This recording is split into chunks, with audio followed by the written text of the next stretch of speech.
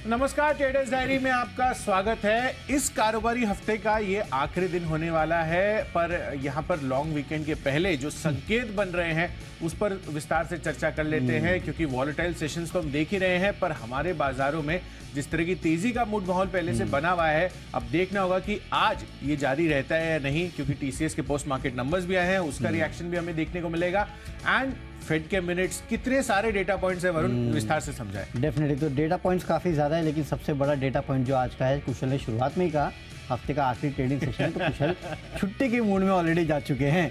लेकिन हाँ, मार्केट्स की बात करें तो सिंगापुर निफ्टी हल्के लाल निशान में कारोबार कर रहा है, और वो इसलिए है क्योंकि कल ओवरनाइट यूएस के मार्केट्स जो थे वहाँ पे ऊपरी स्तर से दबाव देखने मिला। गिरावट जो है वो यूएस के मार्केट्स में देखने मिली, लेकिन कुशल मुझे लगता है ना, कल जो यूएस के मार्केट्स में हुआ ना, उसको यूएस के मार्केट्स में ही छोड़ देना चाहिए। क्यों? क्योंकि फेड कह रहा है कि रिसेशन आएगा, हल्का रिसेशन आ सकता है। क्यों? क्योंकि बैंकिंग संकट वहाँ है। अरे तो वहाँ है ना, ये तो हमें पहले से पता था। जिस तरह से वहाँ के बैंक्स धराशायी हुए थे, लोग पहले ही समझ गए थे, और फेड के मिनट्स में भी वही निकल के आया। अब इसका कितना बड़ा इम्पैक्ट इंडिया पे देखने मिलेगा, ये सबसे बड़ी बात है कुशल। और मुझे लगता है कि अगर नो डाउट वहाँ दिक्कत होगी तो जाहिर सी बात है ग्लोबली हर जगह दिक्कत होगी, लेकिन मुझे लगता है कि हम इससे थोड़े रेजिलिएंट रहने वाले हैं। क्यों? क्योंकि आपके यहाँ अगले साल चुनाव है, राइट? और उसके पहले रिसेशन का उतना बड़ा इम्पैक्ट मुझे नहीं लगता कि इंडियन मार्केट्स पे आपको देखने मिलेगा। और काफ़ी सारे और डेटा पॉइंट्स हैं। हमारी घरेलू इकोनॉमी जो है वो काफ़ी स्ट्रांग पहले से ही है, तो कहीं ना कहीं मुझे लगता नहीं कि इसका बहुत बड़ा इम्पैक्ट देखने मिलेगा। वैसे भी अगर फेड कह रहा है कि रिसेशन आएगा, इसका एक मतलब ये भी निकल के आता है कि फेड ये कह रहा है कि मैं रेट हाइक अब नहीं करूँगा। जाहिर सी बात है, ये भी कहीं ना कहीं अगर आप बिटवीन द वर्ड्स पढ़ेंगे तो आपको एक बात समझ में आएगी कि शायद फेड इस तरफ भी इशारा कर रहा है कि शायद अब उस तरह से एग्रेसिव रेट हाइक ना हो, और हमारा वैसे भी रेट हाइक का सिलसिला जो है वो थम चुका है। तो नो डाउट रिसेशन के बारे में उन्होंने कहा, उसके चलते यूएस के मार्केट्स में आपको थोड़ा बहुत दबाव देखने मिला, लेकिन मुझे लगता है कुशल कि हमारे मार्केट्स में जो तेज़ी थी, आज हो सकता है कि इनिशियली आपको थोड़ा बहुत दबाव देखने मिले, लेकिन उसके बाद मुझे लगता है कि फिर से तेज़ी होगी। सिर्फ एक ही दिक्कत की बात है, 3 दिन की छुट्टी है। अगर ये नहीं होता तो शायद मेरे ख्याल से हमारे मार्केट्स पे उतना बड़ा असर नहीं देखने मिलता। देखते हैं कि ओवर पूरे दिन किस तरह का मूड माहौल आपको देखने मिलेगा हमारे मार्केट्स में। एक चीज़ समझ में आ रही है कुशल, आप यहाँ से जो पोजीशन लेना है, sell global buy local, simple. ये थीम अगर आप पकड़ के चलेंगे तो मेरे ख्याल से आपका पैसा काफ़ी अच्छा बन सकता है। सिंगापुर निफ्टी जैसे कि मैंने कहा ऑलमोस्ट थोड़ा बहुत फ्लैट ट्रेड कर रहा है। एशिया के बाकी मार्केट्स भी अगर आप देखेंगे तो जाहिर सी बात है यूएस के फेड्स के जो मिनट्स आए उसका नीजक रिएक्शन जो है थोड़ा बहुत हल्का फुल्का आपको बाकी मार्केट्स में भी देखने मिल रहा है, लेकिन कोई बड़ा मार्केट में रिएक्शन आपको कहीं भी देखने नहीं मिल रहा है। आप कुशल सोचिए, रिसेशन का वर्ड का इस्तेमाल उन्होंने किया, उसके बावजूद कोई भारी गिरावट नहीं है।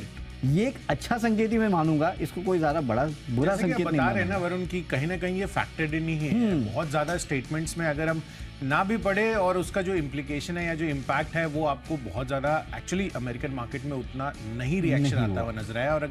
और सबसे बढ़िया बात यह है कि वहां पर जो इन्फ्लेशन डेटा है सिग्निफिकेंट वहां पर आता हुआ उसी पे आने वाला था कि आप में कहीं ना कहीं काफी एनकरेजिंग है।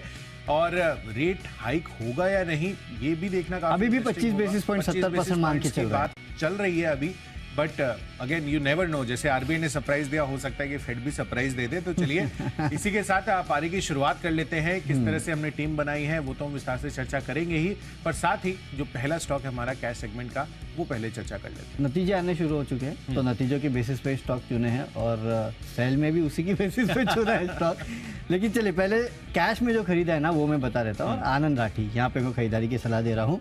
देखिए, हर क्वार्टर में कंपनी नतीजे अच्छे पेश करती है, इसके लिए आपको खरीदारी करना है। 860 के लेवल का, 815 का स्टॉप लॉस भी रखेगा। स्टॉप लॉस इसके लिए स्ट्रिक्ट रखना है क्योंकि मार्केट का मूड माहौल अगर बिगड़ता है तो शायद आपको थोड़ा बहुत दबाव देखने मिलेगा। लेकिन जिस तरह से इन्फ्लेशन डेटा आया है हमारा, यूएस का और खासकर हमारा भी कुशल, वो भी काफ़ी बेहतरीन आया है। हालांकि सब मान के ही चल रहे थे कि कम आएगा, लेकिन अनुमान से भी कम आया है, तो वो एक अच्छी बात है। तो इन चीज़ों को भी आपको आज फैक्टर इन करना होगा। इसके लिए ब्रोकिंग कंपनीज, बैंक्स, इन पे आपको खास नज़र रखनी है।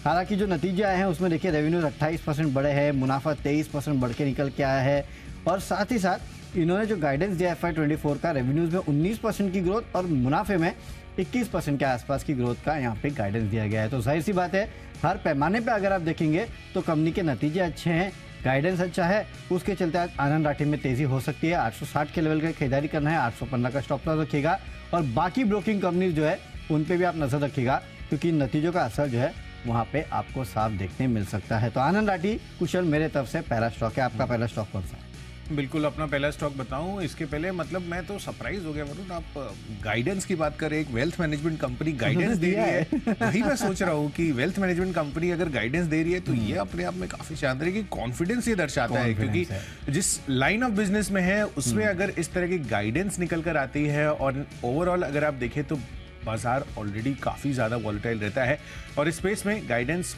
काफी काबिल तारीफ मैं कहूंगा। तो आनंद रात्रि वेल्थ जिस तरह से नंबर्स आए हैं और जो गाइडेंस है उस चीज को ध्यान में रखते हुए आप यहाँ पर डेफिनेटली खरीदारी कर चल सकते हैं। चलिए कैश सेगमेंट में वरुण ने तो बता दिया अपना स्टॉक, मेरी तरफ से मैं पारी की शुरुआत करना चाहूंगा रेनबो चिल्ड्रन मेडिकेयर से। अब आप देखिए लिस्टिंग हुए हुए थोड़ा तो टाइम हो गया है, बट यहाँ पर HSBC की काफी इंटरेस्टिंग रिपोर्ट आ रही है। उन्होंने कवरेज की शुरुआत की है खरीदारी की राय के साथ और टारगेट्स आप देखिए 1025 रुपए के दे रहे हैं, मौजूदा भाव से काफी अच्छा खासा अपसाइड आगे के लिए एक्सपेक्टेड है। एंड वैसे भी अगर आप देखें तो पूरा का पूरा फार्मा स्पेस में अब रोटेशन होता हुआ दिख रहा है। कल मैं काफी ज्यादा सरप्राइज हो गया जिस तरह से तमाम फार्मा से जुड़े हुए शेयरों में बेहतरीन तेजी आती हुई दिखी, पर ऑब्वियसली उसके बाद थोड़ा बहुत डेटा भी आते हुए नजर आए जिसका इंपैक्ट आपको देखने को मिला। बट लार्जली यहाँ पर ये जो ब्रोकरेज हाउस की रिपोर्ट आती हुई दिखी है उस वजह से रेनबो चिल्ड्रंस पर आपको फोकस रखना है। 750 रुपए का आज का इमीडिएट टारगेट होगा, 720 रुपए का आपको स्टॉप लॉस रखना है। तो चलिए कैश सेगमेंट तो हमने डिस्कस कर लिया है, बढ़ते अपनी अगली कैटेगरी जो है फ्यूचर्स की। और डेरिवेटिव स्पेस में फ्यूचर्स में मैं अपना बिकवाली का कॉल से शुरुआत करना चाहूंगा और इसमें मेजरली जिस तरह से आईटी कंपनियां आज फोकस में रहेंगी वो कहीं ना कहीं टीसीएस के जो पोस्ट मार्केट नंबर्स आए हैं उसका इंपैक्ट आपको देखने को मिल सकता है। और इसका इंपैक्ट आपको कल अमेरिकी बाजारों पर भी देखने को मिला क्योंकि इन्फोसिस का एडीआर 2% से ज्यादा लुढ़कता हुआ नजर आया। तो टीसीएस की जो कमेंट्री आई थी वरुण वो बहुत ज्यादा मुझे पसंद नहीं आई है, बट यही देखना है कि जो नियर टर्म हिकअप्स वो कह रहे हैं वो कितने टाइम तक नियर टर्म रहता है, क्योंकि medium to long term commentary के हिसाब से तो कहना काफी ठीक है कि हाँ आगे चलकर आउटलुक ठीक होगा, ये एक्सपेक्टेड भी है। बट लार्जली अभी जो सिनेरियो बना हुआ है खासकर नॉर्थ अमेरिकन मार्केट में वो थोड़ा सा चिंता का विषय ज्यादा बन रहा है। इस वजह से मुझे लग रहा है कि इन्फोसिस पर और तमाम आईटी स्पेस पर आज हो सकता है कि आपको थोड़ा गिरावट का ट्रेंड देखने को मिले। पहला मेरा कॉल है इन्फोसिस पर 1390 रुपए के टारगेट के लिए बिकवाली करनी है, 1450 रुपए हायर साइड पर स्टॉप लॉस बनेगा। चलिए मेरे तरफ से भी आईटी काउंटर ही है और वो है टीसीएस। कुशल ने जैसे कि आपको रीज़न बताया कि किस तरह से कमेंट्री जो है वो इस कंपनी की काफ़ी कमज़ोर आई है, तो इसके लिए बिकवाली करना है 3150 के लेवल के लिए 3300 के आसपास का स्टॉप लॉस रखेगा। कंपनी के जो ओवरऑल नतीजे हैं वो भी अनुमान से थोड़े कमज़ोर ही रहे हैं और साथ ही साथ कमेंट्री जो है वो भी काफ़ी हद तक कमज़ोर आई है। लेकिन कुशल मुझे लगता है कि इसके साथ साथ जो रिसेशन की बात की है ना आईटी कंपनीज पे उसका असर तो जाहिर सी बात है होगा ही। इसके लिए मैं कह रहा हूँ कि सेल ग्लोबल बाय लोकल, और ग्लोबली सबसे ज़्यादा एक्सपोजर अगर किसी का है तो वो आईटी कंपनी से हो। जैसे कि कल देखा हमने कि इन्फोसिस का एडीआर 2% के आसपास गिरा, टीसीएस का तो अब एडीआर बचा ही नहीं है, अगर वो होता तो शायद 3-4% गिर जाता। मेरे ख्याल से थोड़ा बहुत दबाव आपको 3-4 खबरों का देखने मिलेगा। एक तो नतीजे कमज़ोर, ब्रोकरेज हाउसेस ने डाउनग्रेड कर दिया है इस कंपनी को, काफ़ी हद तक प्राइस टारगेट जो है उनको काटा गया है। हालांकि कोई बड़ा कट नहीं है लेकिन 30-40 रुपये इधर उधर सारे ब्रोकरेज हाउसेस ने अपना प्राइस टारगेट जो है वो काटा है। साथ ही साथ कमेंट्री जो है वो भी वीक है और ऊपर से इन्फ्लेशन की चिंता, रिसेशन की चिंता, तो जाहिर सी बात है इन सब का इम्पैक्ट आपको शायद टीसीएस पे देखने मिलेगा। बिकवाली कर सकते हैं आज आप टीसीएस पे 3150 के वरुण, और वेट एंड वॉच मोड पे एक्चुअली कहीं ना कहीं ब्रोकरेज हाउसेस भी जो देख के लग रहा है, क्योंकि दो चीजें हैं इसमें। सबसे पहले तो जो कांस्टेंट करेंसी ग्रोथ आया ना क्वार्टर क्वार्टर 0.6% का आया है, तो वो 11 तिमाहियों के लोअर लेवल पे। इसके पहले इस टाइप का जो ग्रोथ आया था ना वो अप्रैल से मई 2021 में आता हुआ दिखा था जब आपको पेंडेमिक के टाइम पे वो सिनेरियो बना था। बट लार्जली जिस तरह का अभी मूड माहौल है वो यही कह रहे हैं कि कुछ बैंक जो है हो सकता है कि अपने जो प्रोजेक्ट्स हैं वो डिले करते हुए नजर आए। और अगर ऐसा होता है तो यूएस मार्केट में आप फेड के मिनट्स भी देख रहे हैं, तो वो रिसेशन की जो चिंता है वो बैंकिंग स्पेस की वजह से बता रहे हैं। तो क्लियर कट कनेक्ट कहीं ना कहीं अभी के लिए थोड़ा बेटर है। इनके सबसे बड़े क्लाइंट्स मेरे ख्याल से बैंक्स ही है, करेक्ट, राइट। तो अगर बैंकिंग सेक्टर धराशायी होगा तो इनकी हालत तो खराब होनी है। मेजरली सभी की जो अगर आप देखेंगे तो औसतन आईटी कंपनियों में 30% जो उनका रेवेन्यू है ना वो कहीं ना कहीं बैंक से ही आता है, तो वो अपने आप में काफी सिग्निफिकेंट होल्ड करता है। डेफिनेटली। तो कुशल ने आपको बता दिया है कि क्यों आपको वहाँ के रिसेशन का ज़्यादा इम्पैक्ट आईटी कंपनीज पे देखने मिलेगा, और खासकर टीसीएस, इन्फोसिस जैसी कंपनीज, क्योंकि इन कंपनियों का कुल आय में से करीब 30% के आसपास जो है वो तो बैंकिंग सेक्टर से ही आता है, और खासकर out of India banking sector जो है वहाँ पे इनका बहुत बड़ा एक्सपोजर है। तो जाहिर सी बात है आज दोहरी या फिर 3-4 खबरों का इम्पैक्ट जो है आपको टीसीएस पे देखने मिलेगा। अच्छी खासी धुलाई इस काउंटर की हो सकती है और इन्फोसिस में भी आज आपको दबाव देखने मिल ही सकता है। चलिए, तो और एक काउंटर मैंने ऑप्शंस में चुना है और वो है इंटेलेक्ट डिज़ाइन। ये भी कहीं ना कहीं आईटी सेक्टर की कंपनी है। 430 का आप पुट ऑप्शन यहाँ भी खरीद सकते हैं। 11 रुपए के लक्ष्य के लिए 7 रुपए के आसपास का स्टॉप लॉस रखना है। मार्केट में जाहिर सी बात है कि आज गिरावट हो सकती है थोड़ी बहुत, और उसके साथ साथ आईटी स्टॉक जो है उनकी जोरदार पिटाई होने की पूरी तैयारी है। पूरा फ्रेमवर्क तो वैसे ही बना हुआ है, ये कंपनी भी उसी सेक्टर में कामकाज करती है, तो मुझे लगता है कि यहाँ पे भी आज अच्छी खासी दबाव आपको देखने मिल सकता है। इसके लिए पुट ऑप्शन आपको खरीदना है 430 का, 11 रुपए के लक्ष्य के लिए 7 रुपए का रखना है स्टॉप लॉस। तो कुशल, शुरुआती 3 स्टॉक्स में से 2 तो मेरे आईटी स्टॉक्स ही है। आप बताइए आपने ऑप्शंस में क्या चुना है? अभी लिस्ट नहीं रुकेगी वरुण, क्योंकि कहीं ना कहीं मुझे तो लग रहा है कि आईटी स्पेस और खासकर मिड कैप आईटी काउंटर्स पर भी आज थोड़ा ज्यादा दबाव हमें देखने को मिल सकता है। और इसमें सबसे पहला कॉल मेरा ऑप्शंस कैटेगरी में कोफोर्ज का है। कोफोर्ज सबसे high beta counter IT space का है, और अगर गिरावट आती है टीसीएस के नतीजों के बाद तो तमाम फ्रंटलाइन आईटी इंडेक्स के साथ साथ आपको छोटे मझौले शेयरों में पर भी आज यहाँ पर दबाव देखने को मिल सकता है। तो इस वजह से यहाँ पर बिकवाली कर चलिए। 4050 रुपए का जो पुट ऑप्शन है 90 रुपए पर उपलब्ध है। 135 रुपए के टारगेट के लिए आपको इसके पुट ऑप्शन में खरीदारी करनी है। 70 रुपए का आपको स्टॉप लॉस लगाना होगा। तो चलिए, ऑप्शंस तक हमने पूरी कर ली है। अपने जो भी डिटेल में हमने स्टॉक्स में चर्चा करनी थी, पर टेक्नोपिक पर भी जो स्टॉक हमने चुना है वो भी हम आपको बता देते हैं। और इसमें भी मैंने स्टॉक चुना है फ्रंटलाइन आईटी काउंटर से विप्रो का। तो इसके एडीआर पर भी 1.5 से 2% तक की गिरावट हमें देखने को मिली थी, और मुझे लग रहा है कि ओवरऑल जो सेंटिमेंट अभी बन रहा है आईटी स्पेस के लिए, आज के लिए थोड़ा सा वीकनेस आपको दिखा सकता है। तो इस वजह से विप्रो पर भी शॉर्ट करने की राय है। 360 रुपए के टारगेट के लिए बिकवाली करे, 380 का स्टॉप लॉस। ये भी कुछ एक वो परपेचुअल सेल होता है ना, उस कैटेगरी का स्टॉक है। और मुझे जब मैं एक वे का शो कर रहा था तो कल एक कॉलर आए थे, 625 के भाव पे उन्होंने लिया था स्टॉक।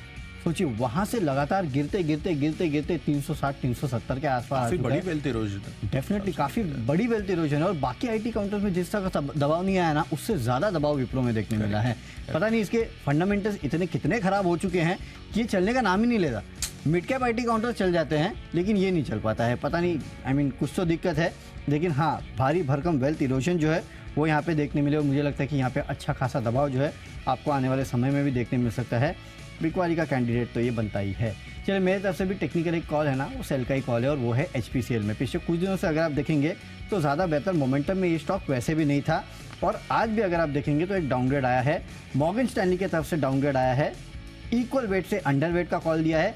254 से 220 का टारगेट अभी दे रहे हैं, और इसके लिए आपको बिकवाली करना है 223 के लेवल के लिए। 233 के आसपास का स्टॉप लॉस रखेगा। और ये देखिए, पहले बार नहीं है कि मॉर्गन स्टैनली ने इस कंपनी को डाउनग्रेड किया है, इसके पहले भी इस कंपनी को डाउनग्रेड किया था, और तब जो लेवल दिया था वो 254 के आसपास का दिया था।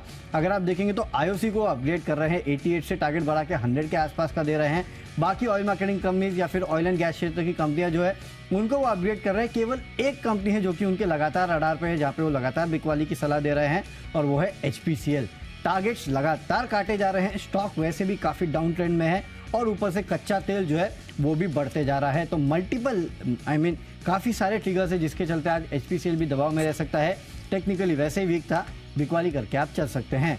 अगली कैटेगरी है फंडा कैटेगरी। फंडामेंटली रेलवे स्टॉक्स, कुशल हम रोज बात करते हैं रेलवे स्टॉक्स की। एक ना एक रेलवे स्टॉक जो हमारी टीम में रहता ही है, और आज मेरे टीम में RVNL फिर आ गया है, क्योंकि फिर इस कंपनी को नॉर्थ वेस्टर्न रेलवे से 63 करोड़ के ऑर्डर्स के लिए LOA मिला है।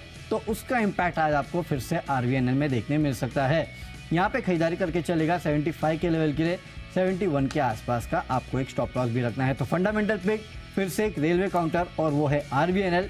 यहाँ पे आप खरीदारी करके चलेगा। एंड आई एम श्योर कुशल आपके टीम में भी कोई रेलवे काउंटर होगा, है? बिल्कुल है, और उसमें भी कहीं ना कहीं ऑर्डर विन्स ही है, और पूरा का पूरा स्पेस लगातार ऑर्डर जीतता हुआ दिख रहा है। तो इस वजह से हमारे फोकस लिस्ट में भी ये कंसिस्टेंटली बने हुए हैं। तो RVNL फंडा पिक के लिहाज से वरुण की तरफ से आता हुआ दिख रहा है। मेरी तरफ से ONGC का काउंटर पर आपको ध्यान रखना है। दरअसल मॉर्गन स्टैनले ने पूरे के पूरे जो ऑयल प्रोड्यूसर्स है उस पर रिपोर्ट निकाली है, और ये मानकर चल रहे हैं कि आगे जिस तरह से कच्चे तेल में अभी तेजी होती हुई दिखी है, वो कहीं ना कहीं इनके लिए एक पॉजिटिव फैक्टर बनता हुआ नजर आ सकता है। और इसी वजह से उन्होंने ओवर रेटिंग बरकरार रखी है, और लेकिन लक्ष्य 199 रुपए पहले दे रहे थे, अब 218 रुपए के टारगेट्स देते हुए दिख रहे हैं। तो वहां पर मौजूदा भाव से आप देखिए तो अच्छी खासी अपसाइड पोटेंशियल ये बनती हुई नजर आ रही है। सरकारी कंपनी है, कच्चे तेल में भी कल 2.5% तक का उछाल आया है। तो 2 पॉजिटिव सपोर्ट क्राइटेरिया ओएनजीसी के लिए बनता हुआ दिख रहा है। तो एज अ फंडा पिक इसको खरीदारी कर चलिए। 163 रुपए के टारगेट के लिए 155 रुपए आपका यहाँ पर स्टॉप लॉस बनना चाहिए। तो चलिए फंडा पिक तो हो गई है, बढ़ते हैं आगे। आईपीएल कैटेगरी में हमने कौन से स्टॉक चुने हैं? मेरा फोकस अब फार्मा स्पेस पर ज्यादा बनता हुआ दिख रहा है और वो काउंटर्स जिसमें अच्छे एंट्री पॉइंट्स हैं वहां पर आपको एक अच्छी खासी डिफाइनिंग गेन्स मिलते हुए नजर आ सकते हैं। कल के सत्र में आप देखिए मेट्रोपोलिस समेत काफी सारे ऐसे डायग्नोस्टिक से जुड़े हुए काउंटर्स भी थे जो अच्छा खासा चलते हुए नजर आए थे। कल यहाँ पर तो ऑलमोस्ट 5-5.5% तक की तेजी थी और अगर मैं 52 वीक लो देखूं तो लगभग 1200 रुपए, 1170 रुपए I think to be precise वो लेवल्स रहे हैं इसके। और अभी आप भाव देखिए तो बहुत ज्यादा सिग्निफिकेंट राइज वहां से उस लेवल से नहीं होता हुआ दिखा है। तो जिस तरह का अभी भाव है अच्छी खासी एंट्री हो सकती है और जो सेंटिमेंट बना हुआ है आप देखिए देश में जो एक्टिव केसेस हैं कोविड के वो 40,000 के पार अब होते हुए दिख रहे हैं।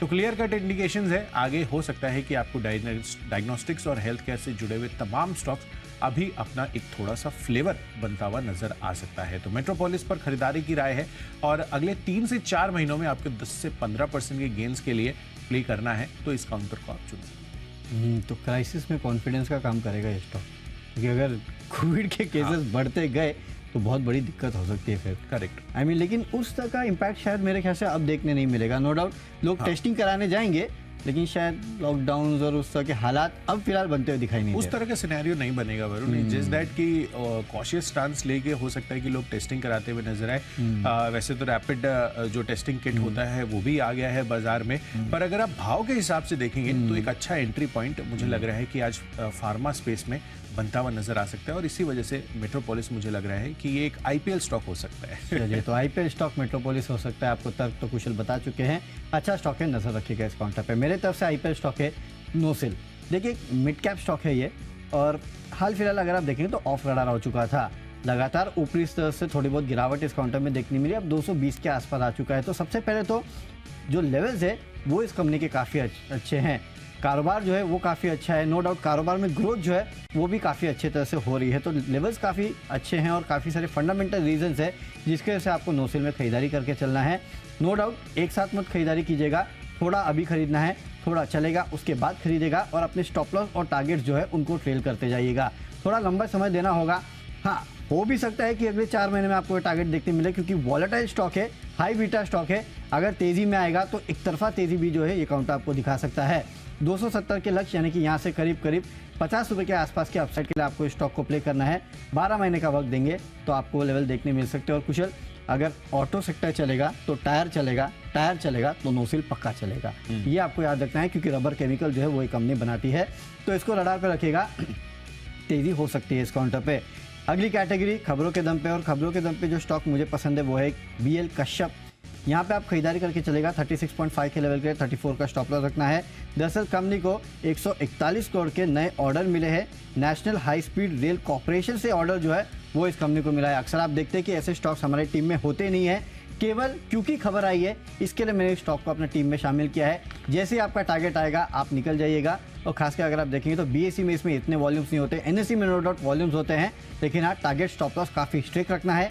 केवल खबरों के दम पे हमने स्टॉक को लिया है, अदरवाइज शायद ये मेरे टीम में कुशल आज तक कभी आपने देखा नहीं होगा स्टॉक को। हमारी किसी की भी टीम में रहता नहीं है, हमने अभी तक नहीं लिया है। राइट, बट न्यूज़ है और एनएसई पर वॉल्यूम्स भी है थोड़े, तो आप इसको कॉशियसली ट्रेड कर चलिए। और स्टॉप लॉस तो जैसा कि वरुण ने बताया कि इस पर आपको इंटैक्ट रखकर चलना चाहिए। तो चलिए खबरों के दम पर बीएल कश्यप, ये वरुण की तरफ से आ रहा है और मेरी तरफ से खबर, जैसा कि हम बात कर रहे थे रेलवे से जुड़ा हुआ जो स्टॉक है राइट्स लिमिटेड, इस पर फोकस कर चलना है। दरअसल इनको Kerala infrastructure investment fund board से लगभग 72 करोड़ रुपए के ऑर्डर मिलते हुए दिख रहे हैं और ये पीएमसी यानी कि प्रोजेक्ट मैनेजमेंट कंसल्टेंसी वर्क के लिए इनको ऑर्डर मिलता हुआ दिखा है। तो इस ऑर्डर विन की खबर पर आज आपको राइट्स पर भी एक्शन देखने को मिल सकता है। तो यहाँ पर खरीदारी कर चलिए 354 रुपए के टारगेट के हिसाब से 340 रुपए, ये आपका आज के लिए स्टॉप लॉस बनना चाहिए। बढ़ते अपने आखिरी फाइनल कैटेगरी माई चॉइस की तरफ। माई चॉइस में मेरी तरफ से यहाँ पर खरीदारी की कॉल्स हैं लार्जी वरुण, और यहाँ पर लेकिन सबसे पहला जो कॉल है वो बिकवाली का है और वो है एम्फेसिस पर। यहाँ पर बिकवाली करनी है। तर्क सिमिलर है, जिस तरह से टीसीएस के नंबर्स आते हुए दिखे हैं उस वजह से मुझे लग रहा है कि यहाँ पर आपको दबाव देखने को मिल सकता है। तो एम्फेसिस भी आप देखिए कंटिन्यूस डाउनवर्ड ट्रेजेक्टरी पर भी आता हुआ नजर आया है, तो इस वजह से बिकवाली कर चलिए। इस पर 1720 रुपए नया टारगेट आज इसके लिए बनता हुआ नजर आएगा। रहेगा। और यहाँ पर जो आपका हायर साइड पर स्टॉप लॉस रहेगा, माफ कीजिए 1720 की जगह अभी आप देखिए प्राइस जो है इसके 1830 रुपए के हैं, तो आप इसको जो टारगेट है वो 1760 रुपए के कर लीजिए। हो सकता है कि आपको इस लेवल पर गिरावट आती हुई दिखे, तो 1760 रुपए के टारगेट के लिए यहाँ पर आपको बिकवाली करनी है। पर जो स्टॉप लॉस बनेगा आपका वो 1850 रुपए का बनता हुआ नजर आएगा। आपकी स्क्रीन पर भी जो करेक्टेड लेवल्स है वो आते हुए दिख रहे हैं, तो इस पे बिकवाली कर चलिए। इसके साथ साथ आपको खरीदारी करनी है दो फार्मा स्पेस के काउंटर्स पे। सबसे पहला है टोरेंट फार्मा, यहां पर खरीदारी कर चलिए।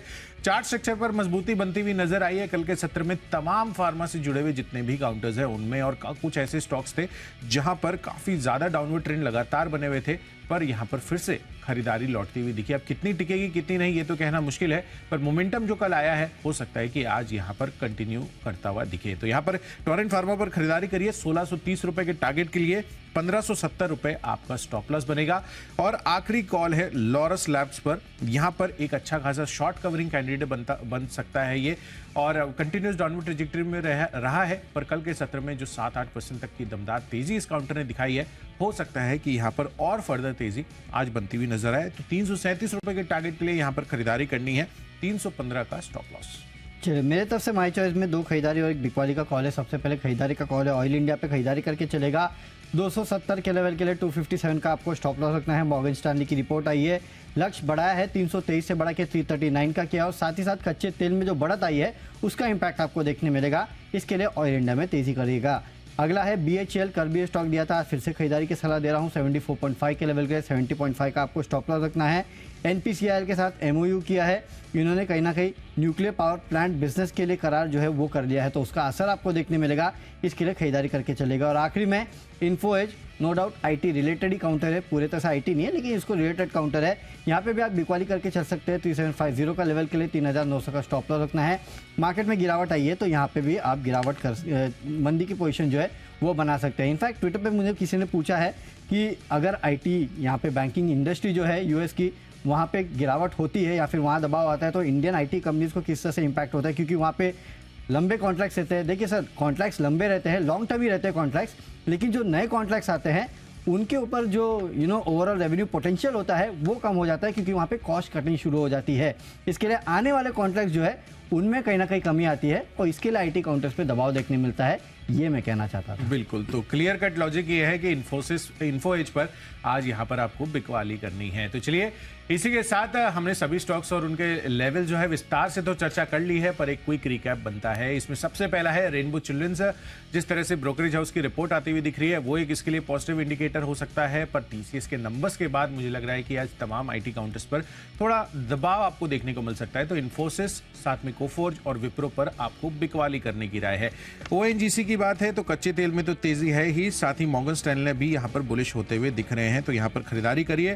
फार्मा स्पेस से पेट्रोपोलिस हेल्थ केयर, कल के सत्र में भी अच्छी तेजी बनी थी, और देश में जिस तरह से एक्टिव केसेस बढ़ रहे हैं कोविड के, 3 से 4 महीनों में 1450 के टारगेट के लिए इसको प्ले कर सकते हैं। राइट्स ऑर्डर विन पर आज चल सकता है। माई चॉइस कैटेगरी में एम्फोसिस पर बिकवाली करनी है। टोरेंट फार्मा और लॉरस लैब में आप खरीदारी कर चल सकते हैं, और इन सब में आज का बेस्ट पिक बन रहा है इन्फोसिस। कल के सत्र में ADR में यहाँ पर 2% से ज्यादा की गिरावट रही थी। TCS के नंबर्स का इंपैक्ट भी आज आपको यहाँ पर देखने को मिल सकता है। कैश में खरीदारी करना है आनंद राठी में, यहाँ पे नतीजे जो है कंपनी के काफ़ी बेहतरीन आए हैं, उसके चलते तेजी हो सकती है। फ्यूचर्स में TCS में बिकवाली कीजिएगा, नतीजे कमज़ोर है, कमेंट्री कमज़ोर है, ब्रोकरेज हाउसेस ने डाउनग्रेड किया है, उसके चलते आज यहाँ पे दबाव हो सकता है। ऑप्शंस में इंटेलेक्ट डिज़ाइन का 430 का पुट ऑप्शन खरीदना है 11 रुपये के लक्ष्य के लिए। IT काउंटर्स में दबाव देखने मिलेगा। टेक्निकली HPCL वैसे ही वीक था, साथ ही साथ मॉर्गन स्टैनली का डाउनग्रेड आया है, तो उसके चलते स्टॉक में दबाव हो सकता है। फंडामेंटली RVNL ऑर्डर मिला है, उसके चलते तेजी हो सकती है। IPL स्टॉक है नोसिल, खरीदारी करके चलेगा। खबरों के दम पे BL कश्यप में आपको खरीदारी करना है। 141 करोड़ के ऑर्डर्स इस कंपनी को मिले हैं, उसके चलते तेजी हो सकती है।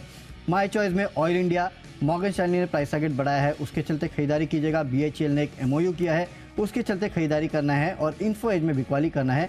मार्केट की गिरावट के साथ दबाव आ सकता है 3750 के लेवल के लिए। और आज का मेरा बेस्ट पिक एक लॉन्ग टर्म बेट है, और वो है आज का IPL स्टॉक नोसिल। यहाँ पे आप खरीदारी करके चलेगा। 270 के लेवल 12 महीने में देखने मिल सकते हैं। फंडामेंटल्स अच्छे हैं, लेवल्स इस स्टॉक के काफ़ी बेहतर है, यहाँ से अच्छा खासा अपमूव आपको देखने मिल सकता है। 270 के लेवल के लिए कीजिएगा खरीदारी। तो चलिए, स्टॉक्स तो हमने आपको बता दिया कि कहाँ खरीदारी करना है और कहाँ बिकवाली करना है, लेकिन फाइनली फेड मान चुका है कि साल के अंत तक माइल्ड रिसेशन आ सकता है। हो सकता है कि अगले बार ये माइल्ड शब्द भी हट जाए, रिसेशन आ सकता है। हालांकि इस रिसेशन का हमारे मार्केट्स पे कितना इम्पैक्ट देखने मिलेगा, हमारे लिए कितना अहम है, ये सब आप जानना चाहेंगे। और ये सब जानने के लिए सीधे चलते हैं शेयर बाजार लाइव में, जहाँ पे रिसेशन की तो बात करेंगे, साथ ही साथ सीपीआई की भी बात करेंगे, वो भी काफ़ी कम आया है। तो अनिल सर और दीपांशु भंडारी हमारे साथ जुड़ेंगे इस दोनों जो डेटा पॉइंट्स आए हैं उनको समझाने के लिए। फिलहाल दीप जुड़ चुके हैं। दीप, गुड मॉर्निंग कहूँ या मॉर्निंग कहूँ, क्योंकि रिसेशन बोल के तो डरा दिया इन्होंने। वेरी गुड मॉर्निंग बोलिए Varun. Back to back long weekend आने वाला है, क्या टेंशन है इसकी। 8 दिनों से हमारे बाजार ऊपर हैं, तो वीकेंड से पहले एक थोड़ा करेक्शन आ भी जाता है तो आपको वापस एंट्री का मौका मिलेगा। इसे उस तरह से देखिए, आएगा या नहीं आएगा ये बड़ा सवाल है, क्योंकि एसजीएक्स निफ्टी इतना बड़ा रिएक्शन दिखा नहीं रहा है। बट हाँ, हमारे इन्फ्लेशन से राहत है, यूएस में इन्फ्लेशन से राहत है, थोड़ा आउट ऑफ सिलेबस ये जो फेड बैठक के मिनट्स आए हैं, इसका क्या होगा इम्पैक्ट, आइए करते हैं इस पर चर्चा। शुरुआत शेयर बाजार लाइव की।